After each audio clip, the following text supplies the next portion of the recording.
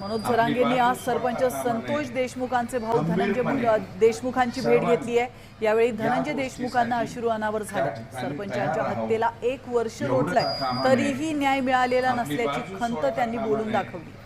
खंबीरपणे सर्वांनी या गोष्टीसाठी त्या ठिकाणी तयार राहावं, एवढं कामा नये, आपली बाजू सोडता कामा नये। खंबीरपणे सर्वांनी या गोष्टीसाठी त्या ठिकाणी तयार राहावं, एवढं कामा नये, आपली बाजू सोडता कामा नये।